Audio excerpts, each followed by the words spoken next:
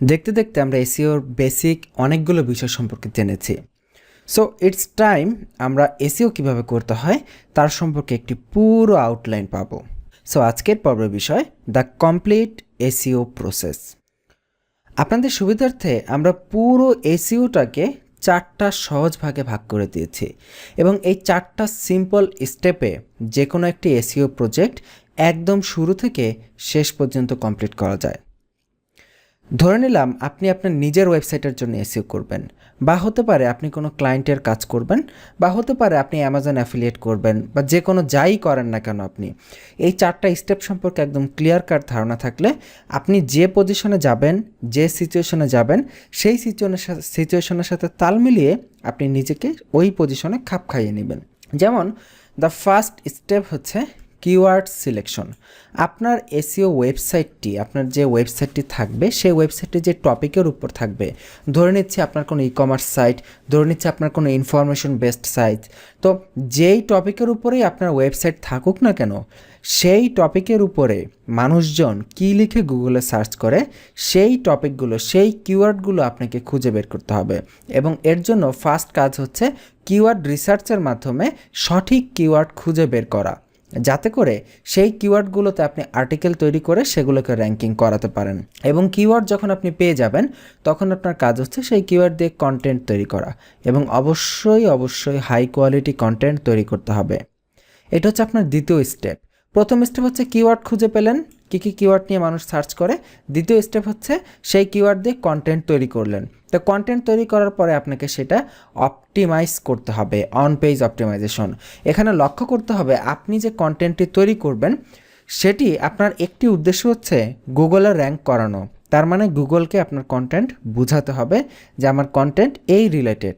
এটার আরেকটি উদ্দেশ্য হচ্ছে যে লোকগুলো আপনার কন্টেন্টে ঢুকবে তাদেরকে সঠিক ইনফরমেশন প্রোভাইড করা।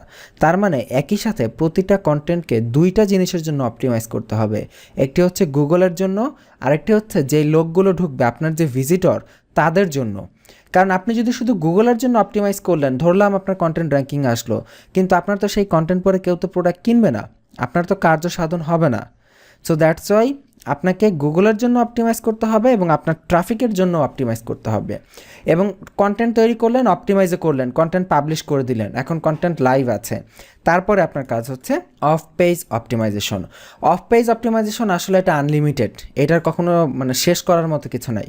অফ পেজ অপটিমাইজেশন হচ্ছে আপনি তো কন্টেন্টটা পাবলিশ করে দিয়েছেন, এখন এটাকে ইচ্ছামতো মার্কেটিং করতে হবে।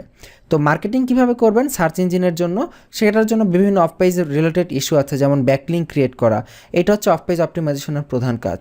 সো আপনি আপনার এই কন্টেন্টের জন্য বিভিন্ন জায়গায় শেয়ার করবেন কন্টেন্ট, এটার বিভিন্ন জায়গা থেকে ব্যাকলিঙ্ক কীভাবে পাবেন সেই বিষয়গুলো এনশিওর করতে হবে।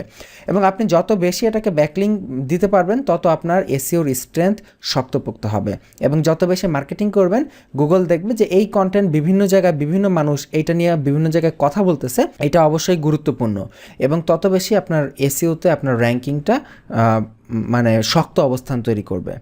সো পুরো এসইও প্রসেস এই 4টা সিম্পল ধাপে কমপ্লিট করা যায় এবং এখানে জটিলতার কিছুই নাই।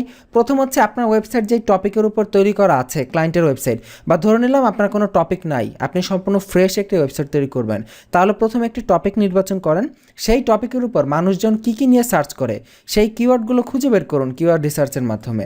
সেটি বের করার পরে সেই কিওয়ার্ড ব্যবহার করে কন্টেন্ট তৈরি করুন। কন্টেন্ট তৈরি করার পরে সেই কন্টেন্টকে অপটিমাইজ করুন সার্চ ইঞ্জিনের জন্য এবং আপনার ট্রাফিকের জন্য। তো সেই কন্টেন্টটা যখন অপটিমাইজ হবে, যখন কন্টেন্টটা পাবলিশ করবেন, পাবলিশ করার পর আপনার কাজ হচ্ছে সেই কন্টেন্টের মার্কেটিং করুন, অফ পেজ অপটিমাইজেশন করুন, যত খুশি যত পারা যায়, আনলিমিটেড টাইম। এইভাবে আপনার পুরো পেজের জন্য একটা নির্দিষ্ট টপিকের এগেনস্টে আপনার এসইও সম্পন্ন হবে। ধরে নিলাম এখন আপনার তো ওয়েবসাইটে শুধু একটা টপিক থাকবে না, যেমন আমরা একদম প্রথমে দেখেছিলাম রায়ান্স কম্পিউটার। তো কম্পিউটারের দোকান তো শুধুমাত্র কম্পিউটার সেল করে না, সে কম্পিউটারের বিভিন্ন পার্টস আলাদা আলাদা সেল করে, গ্রাফিক্স কার্ড সেল করে, মাদারবোর্ড সেল করে। এখন ধরলাম প্রথমে সে মাদারবোর্ড সিলেক্ট করলো, যে বাংলাদেশ থেকে যারা মাদারবোর্ড কিনতে চায় এই রিলেটেড কিওয়ার্ড খুঁজে বের করলো। এখন সেই মাদারবোর্ড নিয়ে কন্টেন্ট লিখলো, সেই কন্টেন্টকে অন পেজ অপটিমাইজ করলো, অপটিমাইজ করার পরে অফ পেজ অপটিমাইজ করলো, পরবর্তীতে সে সেই কিওয়ার্ডের জন্য র্যাঙ্কিংয়ে চলে আসলো। আসলো। তো এখন যেহেতু সে র্যাঙ্কিংয়ে চলে আসছে, এখন সে তো একটা নিয়ে বসে থাকলে হবে না, তার মাদারবোর্ড হয়ে গেছে, এখন সে গ্রাফিক্স কার্ড নিয়ে কাজ করবে, এখন সে ক্যাচিং নিয়ে কাজ করবে, মনিটর নিয়ে কাজ করবে। এইভাবে এই স্টেপগুলো কন্টিনিউয়াসলি পার্ট বাই পার্ট একটার পর একটা সারা জীবন চলতেই থাকবে, আর আপনার ব্যবসা বড় হতেই থাকবে। একটা কাজ একবার করে যে আপনি শেষ হয়ে যাবেন এমন না, কারণ আপনার কম্পিটিটর যারা আছে তারা কিন্তু বসে নাই, তারাও কিন্তু এসইও করতেছে। সো দ্যাটস ওয়াই আপনাকে প্রতিটা আর্টিকেলের জন্য, প্রতিটা টপিকের জন্য অফ পেজ অপটিমাইজেশন কন্টিনিউয়াসলি চালিয়ে যেতেই হবে।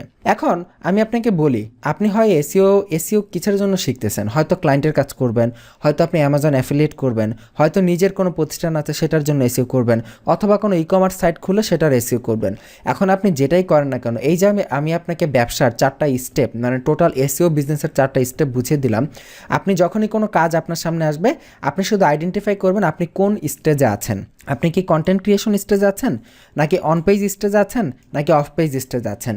যেই স্টেজে আপনাকে কাজ দেওয়া হয়েছে সেই স্টেজ থেকে দেখবেন আগের স্টেজগুলো ঠিকঠাক মতোভাবে করা হয়েছে কিনা। যদি আগের ধাপগুলো ঠিকমতো করা হয়, তখন আপনি বাকি ধাপগুলো শেষ করবেন। যদি আগের ধাপে কোনো ঘাপলা থাকে, তাহলে ক্লায়েন্টের সাথে কথা বলবেন যে ভাই আমার আগের স্টেপগুলো ঠিকঠাক মতো হয়নি, ওগুলো ঠিক মতো করতে হবে। তখন আগের প্রবলেমগুলো সলভ করে পরবর্তী কাজগুলো করে যাবেন। এইভাবে আপনি আপনার নিজেকে যে কোনো প্রজেক্টের সাথে খাপ খাইয়ে নিতে পারবেন। এখন আপনার সামনে পুরো এসইওর একদম টোটাল একটা চিত্র চলে এসেছে, যে পুরো এসইওটা এই সামান্য 4টা স্টেপের মধ্যে হয়ে থাকে। এই স্টেপগুলোর মধ্যে বিভিন্ন কাজ আছে, কিওয়ার্ড সিলেকশনের মধ্যে বিভিন্ন কাজ আছে, কিওয়ার্ড রিসার্চ করার জন্য অনেক কিছু করতে হয়, এরপরে কন্টেন্ট ক্রিয়েশনের সময় বেশ কিছু বিষয় জানতে হবে, অপটিমাইজ করা জানতে হবে, অফ পেজ অপটিমাইজেশনে তো অনেক কাজ আছে। সো এই কাজগুলো আমরা জানবো। তার আগে আমরা এই পুরো আউটলাইনটা জেনে নিলাম কিভাবে পুরো এসইও সম্পন্ন হয় একটি ওয়েবসাইটের। আসলে এসইও সম্পন্ন হওয়ার কিছুই নাই, যেটা আমি বললাম, আবারও বলতেছি, যে এগুলো হচ্ছে মার্কেটিংয়ের কাজ। একটা শেষ হবে আরেকটা শুরু করবেন, আরেকটা শেষ হবে আরেকটা শুরু করবেন, এবং যেটা শেষ হচ্ছে সেটা র্যাঙ্কিংয়ে আছে কিনা, সেটা ঠিকঠাক মতো আছে কিনা সেগুলো চেক করতে হবে, সেগুলোর লিঙ্ক নিয়মিত বিল্ড করতে হবে। যাই হোক না কেন, এই 4টা স্টেপে আমরা এসইওকে কভার করতে পারি, এবং এই 4টা স্টেপ আমরা আমাদের এই এসইও কোর্সটিতে স্টেপ বাই স্টেপ প্র্যাকটিক্যালি আপনাদের সামনে করে দেখানো হবে। সো আশা করি আপনারা বুঝতে পেরেছেন। আজকের পর্ব এই পর্যন্তই। আগামী পর্বের আমন্ত্রণ রইল। ভালো থাকবেন। আল্লাহ হাফিজ।